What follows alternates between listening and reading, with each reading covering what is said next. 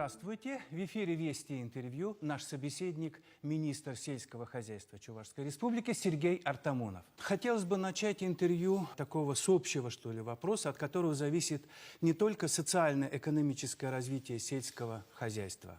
Для нас, чувашей, это вопрос национальной политики. В чем вы видите стратегическое направление сельского хозяйства вот в нашем 21 веке? Наша задача основная всего агропромышленного комплекса – прокормить страну, скажем так, если грубо, да? Не только Чувашия, а Россия. Не только Чувашскую республику и Россию. По многим видам продукции, сельхозпродукции, мы многие виды сельхозпродукции экспортируем. Что-то в соседние регионы продаем, что-то, конечно, завозится.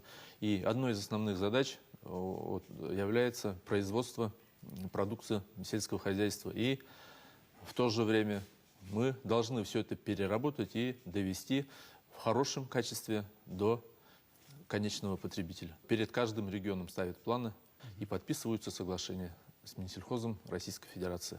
В этом году, если несколько цифр назвать, мы должны произвести мясо 117,5 тысяч тонн, должны произвести молока 430 тысяч тонн, должны произвести яиц не менее 255 миллионов, должны произвести не меньше 540 тысяч или не меньше 100, в крупных хозяйствах 160 тысяч тонн картофеля и не меньше 600 тысяч тонн зерна. Мы способны вот такое количество произвести?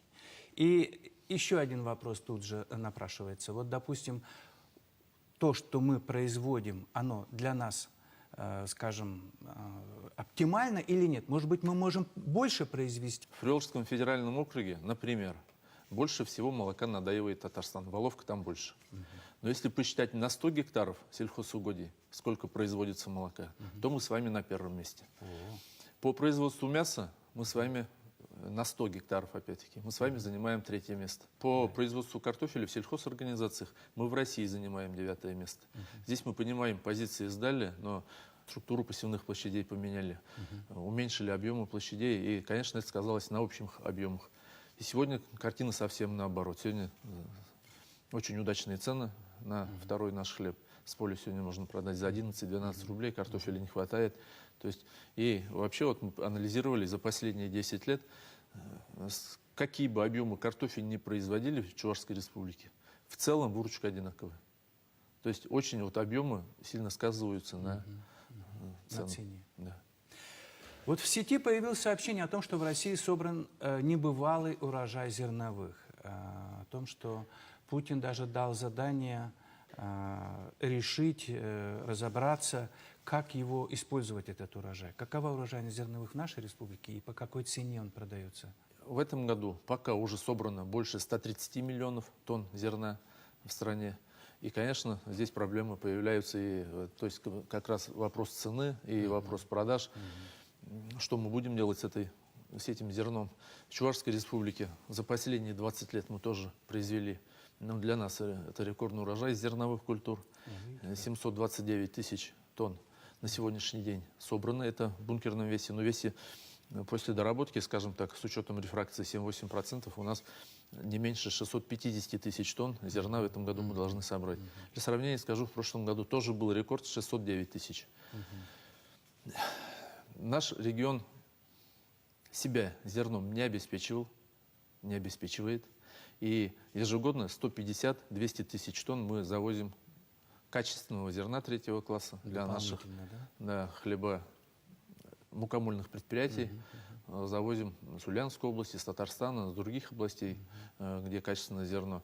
Поэтому то есть наши аграрники, продать зерно, вроде как таких больших проблем нет. Но в то же время здесь выигрышная ситуация оказывается. Те хозяйства, у которых параллельно не только растениеводство, ведется еще животноводство. Сегодня многие птицеводческие предприятия нашей республики, ежедневно которые потребляют 250 тонн зерновых, они закупились на год, кто-то на полгода, кто-то собирается еще больше воспользоваться этим. То есть им, конечно, это в плюс. Но для тех, кто занимается только растениеводством, конечно, пока, вот мы им советуем, если есть, конечно, возможность, если нет больших обременений, кредитов, на какое-то время, если есть склады, есть возможность хранить, рекомендуем пока не спешить продавать свое зерно. вот так, да. На сегодняшний день цена на зерно, она падать перестала. С момента начала уборочных работ цены по Чувашской республике упали от 20 до 30% от вида зерна. Это очень, скажем так, плохо. Ждем все-таки повышения цены. Опять-таки, вот кто может, ждет. И что делается, здесь хотелось бы отметить. Да? На сегодняшний день Федеральным министерством сельского хозяйства разрабатываются правила предоставления субсидий с федерального бюджета для возмещения железнодорожных перевозок. Для того, чтобы компенсировать затраты. После этого мы надеемся и мы уверены, вот Владимир Владимирович при дополнительном выделении денег 20 миллиардов рублей, там было отмечено, если вы заметили, что около 3 миллиардов рублей как раз для компенсации перевозок, что даст возможность уменьшить себестоимость зерна. И мы думаем, что цена повысится. И второй момент. В декабре Минсельхоз планирует, пока если будет необходимо, провести закупочные интервенции на зерновом рынке. А как обстоит дело с уборкой в настоящее время? С уборкой Всё в настоящее время мы, к сожалению, похвастаться не можем, то что все убрано с полей. Но здесь причины разные. Основные все культуры нами убраны. Но сегодня 38 гектаров овощей.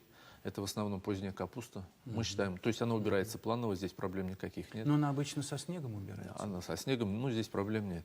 Также сегодня нетрадиционные для нас вроде как культура подсолнечник. Более 6 тысяч гектаров у нас еще в поле. Он на силос или на зерно? Нет, это на зерно. Семена подсолнечника, все мы знаем, востребованы. Около 15 рублей сегодня килограмм подсолнечника. Из-за того, что мы поздно вышли сеять и поздно убирать, суммы активных температур немножко не хватило. Что вызрел подсолнечник и кукуруза, ну, примерно нужно 2500 градусов по Цельсию. Не хватило в этом году ежемесячно на 150-200 градусов. Что касается кукурузы, тоже 2700 гектаров тоже в поле. Здесь мы планировали, это были сорта зерновые, теперь решили в основном всю массу отправить на силос. Вот хотелось бы знать, почему так мало сыра у нас производят? Вот многие говорят, что сыры когда-то производили больше, например, 10 лет назад, сегодня меньше.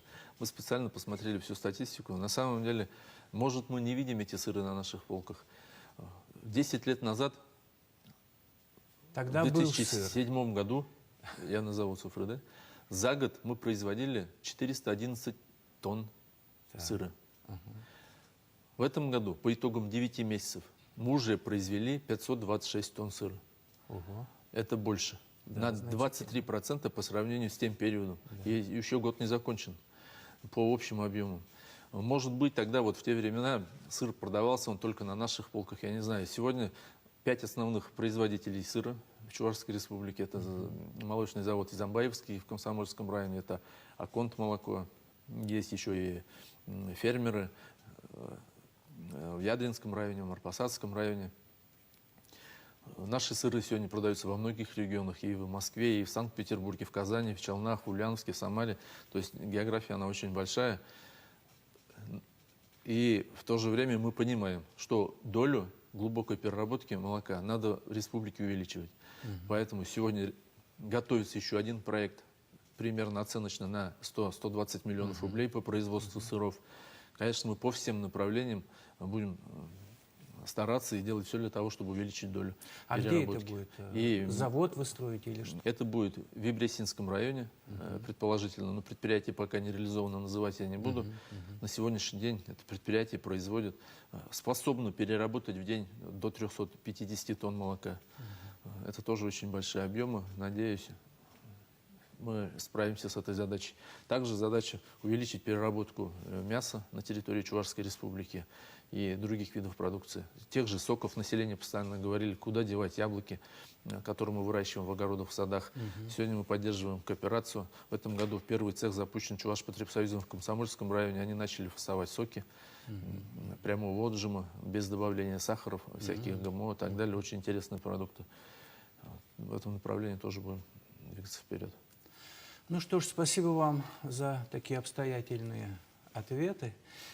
И хотел бы вас поздравить с наступающим праздником работников сельского хозяйства. Пользуясь случаем, вас тоже и телезрителей, конечно, тоже хочется поздравить с Днем работников сельского хозяйства и перерабатывающей промышленности.